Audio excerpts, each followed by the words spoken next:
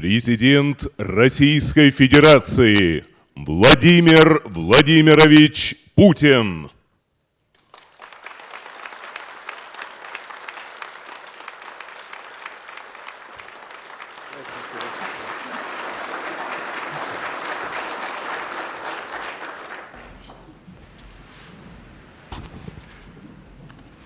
Уважаемые коллеги, сегодня, я бы сказала, у нас такой особый знаковый день. В нашем заседании принимает участие президент Российской Федерации Владимир Владимирович Путин.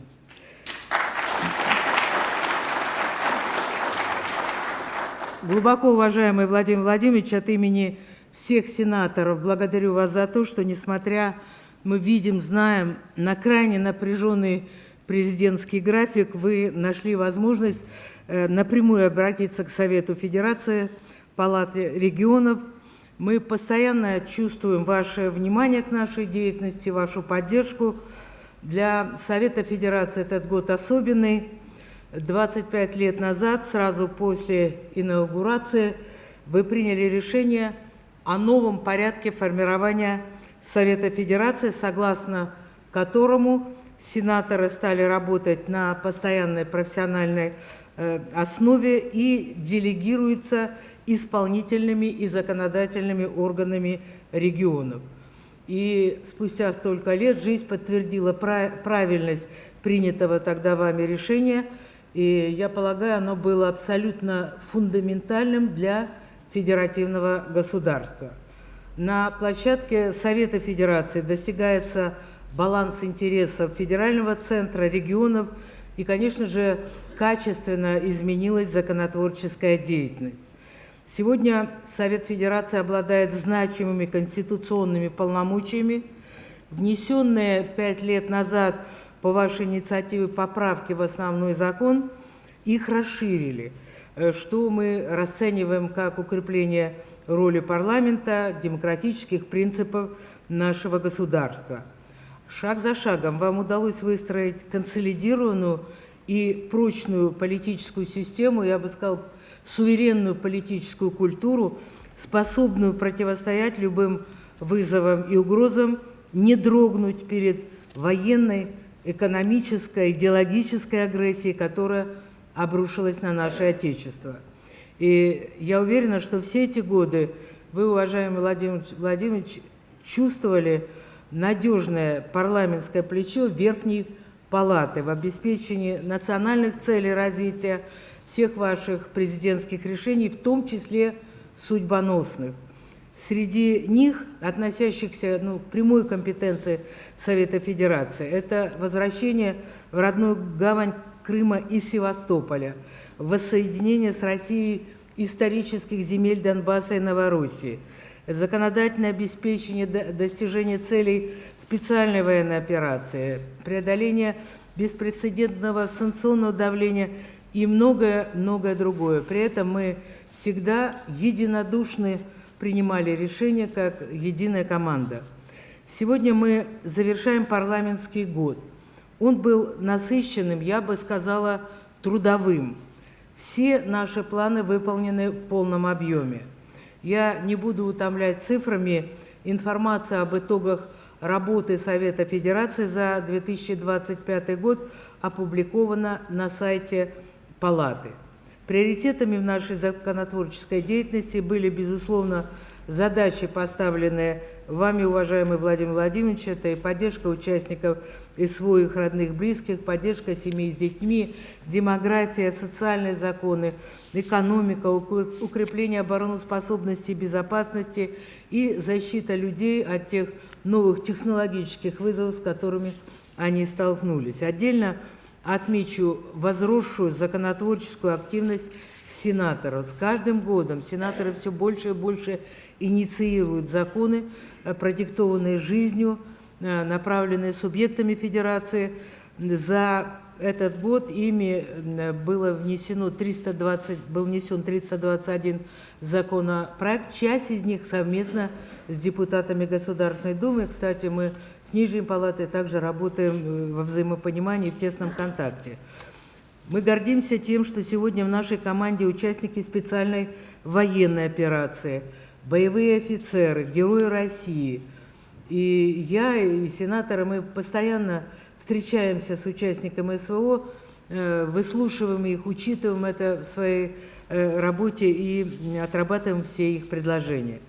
На заседании недавно Совета по стратегическому развитию и национальным проектам вы четко обозначили 6 системных задач на 2026 год. Все они включены в план нашей работы на будущий год. И не могу не сказать также о том, что мы очень внимательно следили за прошедшей недавно прямой линией, где вы подвели ключевые итоги года.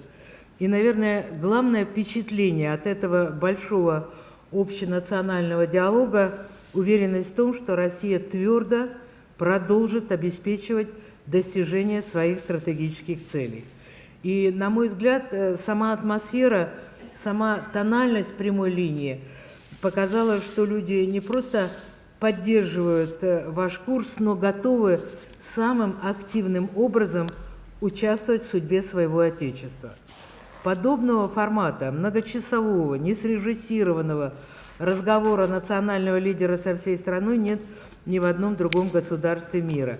И главное, такая возможность для любого гражданина России напрямую обратиться к президенту, получить подробный, честный, уважительный ответ, считаю, что это один из факторов важнейших нашего единения, консолидации российского общества. Но главное все-таки в том, что все эти более 2 миллионов обращений будут обязательно отработаны соответствующими уровнями власти, в том числе и сенаторами. Сегодня Россия – это по-настоящему сильная, самодостаточная, суверенная, уверенная в себе и в своем будущем страна. Страна с лучшей армией в мире, мы полностью согласны с вашей оценкой, самым современным и не имеющим аналогом в мире вооружения нам никто не страшен. И никому, конечно, не удастся расколоть, расшатать наше государство и наше общество. И это объективно, без вашей твердой воли, без того титанического, колоссального труда, который вы, уважаемый Владимир Владимирович, вложили в развитие России, это было бы точно невозможно. Вы всегда говорите, что сила России в нашем многообразии. И для нас, как для Палаты регионов, очень ценно, что вы объявили наступающий 26-й год годом единства народов России. В этом зале представлена вся наша безграничная сплоченная страна, от Кавказа до Якутии, от Донецка до Камчатки, от Калининграда до Сахалина, безграничная, многогранная, сплоченная Россия. Нашей стране самой историей суждено быть великой державой. И, как поется в нашем гимне, так было, так есть и так будет всегда. На нашей стороне правда, правда историческая, правда народная, правда человеческая. И с таким национальным лидером, как вы, победа, конечно же, безусловно, будет за нами. Коллеги, я с огромным удовольствием передаю слово президенту Российской Федерации Владимиру Владимировичу Путину.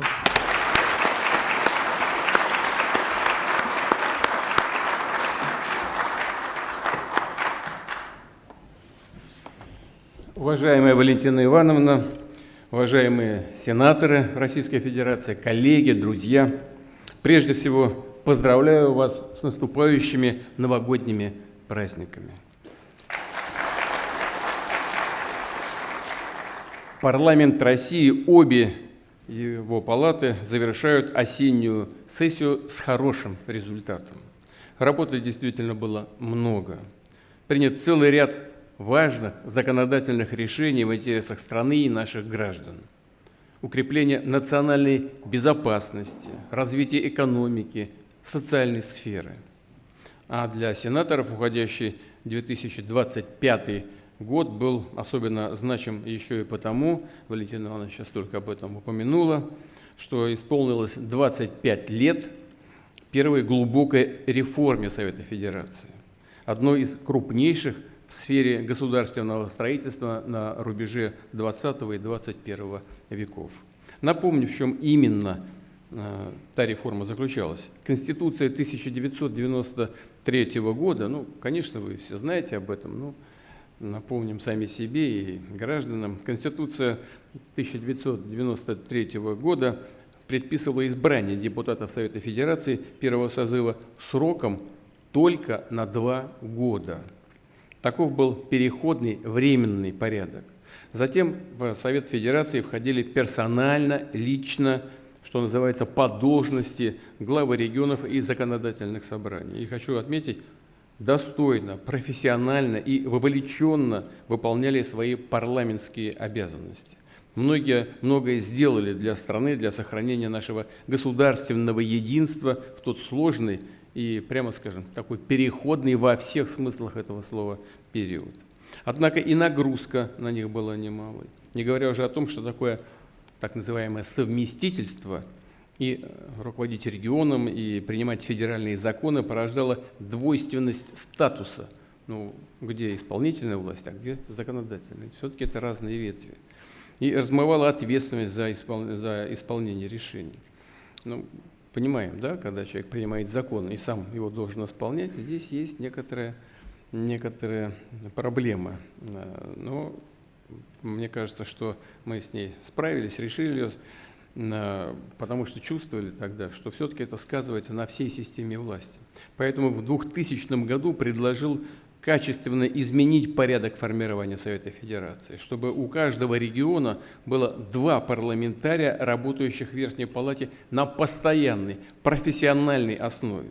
И они могли бы сконцентрироваться именно на законотворчестве, на укреплении тесной связи, единой логики федеральной и региональной, местной повестки развития, чтобы при принятии ключевых общенациональных решений убедительно звучала и учитывалась позиция субъектов Российской Федерации.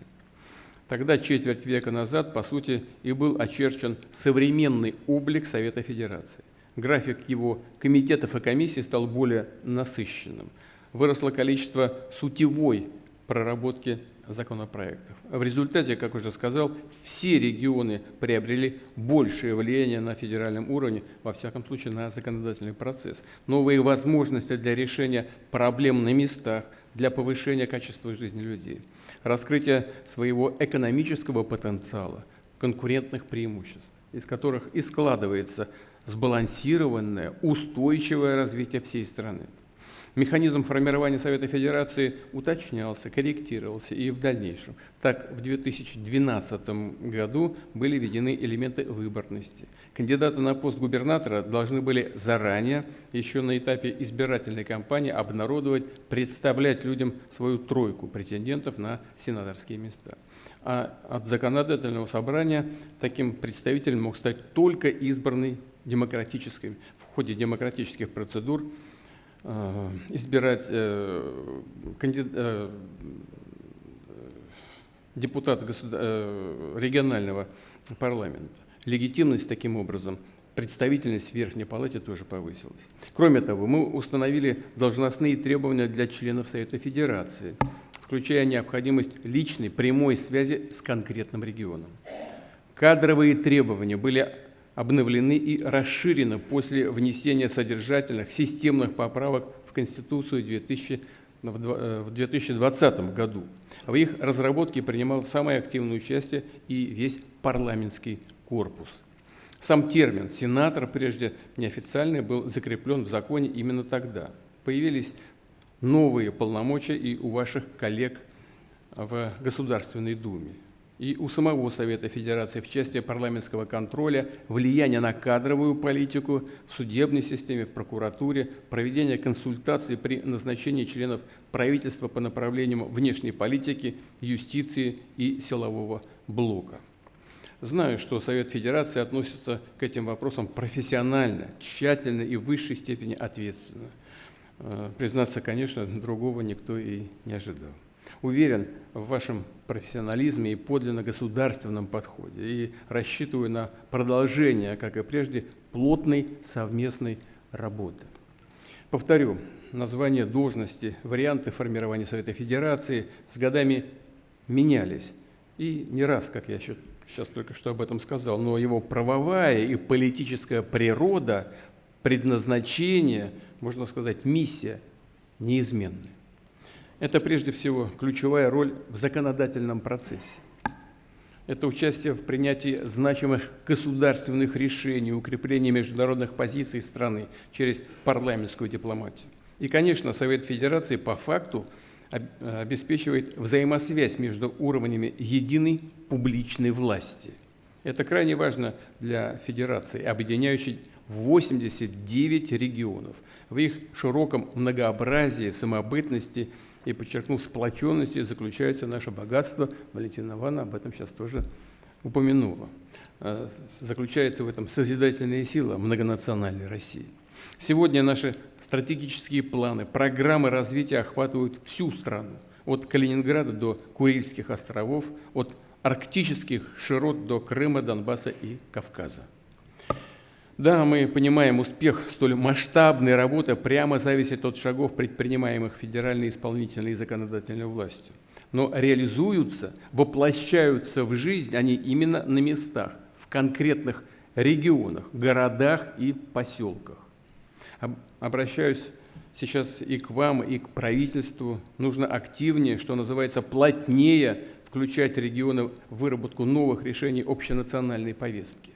И контроль, конечно, нужно наладить за их исполнением. Так же, как и представители общественных, некоммерческих организаций, ветеранских и молодежных структур, деловых кругов и местных экспертных площадок объединений граждан. У них должно быть больше возможностей действующих механизмов, чтобы внести свой вклад в достижение национальных целей развития. Расширяя пространство для такой инициативы, мы будем укреплять институты федерализма. Они жизненно важны для будущего страны. Знаю, что в Совете Федерации регулярно проходят Дни регионов России. Практикуются выездные мероприятия. Я вас прошу и дальше наращивать вовлеченность регионов в эту общую совместную работу. У всех субъектов Федерации есть свои точки роста, сильные стороны. Безусловно, нужно их видеть и поддерживать. И это наша с вами и ваша, в данном случае, святая обязанность. Каждый из вас, сенаторов России, это политик и законодатель. Но в то же время вы все неотъемлемая часть управленческих команд своих регионов и должны не просто досконально знать, но всегда отстаивать их интересы, запросы и наказы людей, чтобы они никогда не выпадали из общей повестки страны, из поля зрения министерств и ведомств, исполнительных органов власти. Ведь ваш авторитет и доверие людей, знание сенатора своего региона – это огромная честь и огромная ответственность. Ее, безусловно, нужно подтверждать изо дня в день каждым своим словом, поступком, реальными весомыми результатами служения стране и народу. И в этой связи особо отмечу, что сегодня в ваших рядах, тоже было об этом только что сказано, 9 героев России.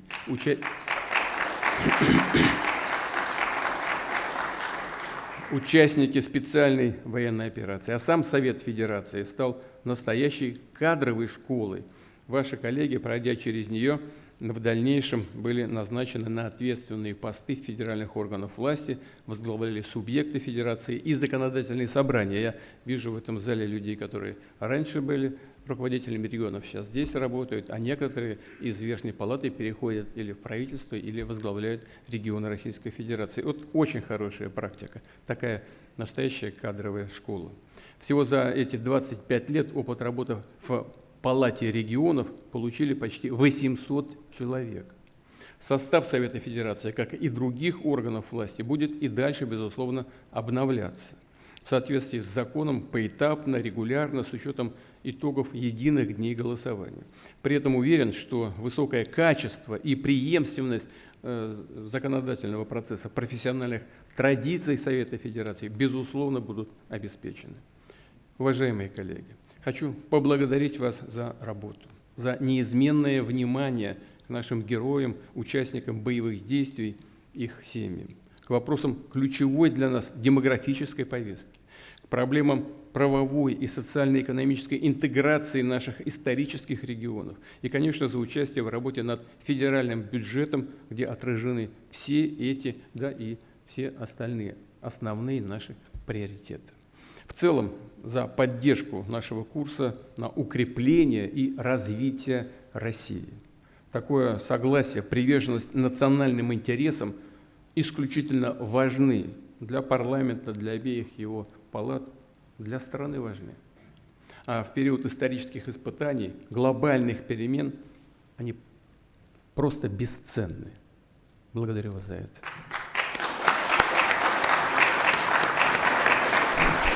Спасибо. И еще раз поздравляю вас с наступающим Новым годом. Спасибо большое.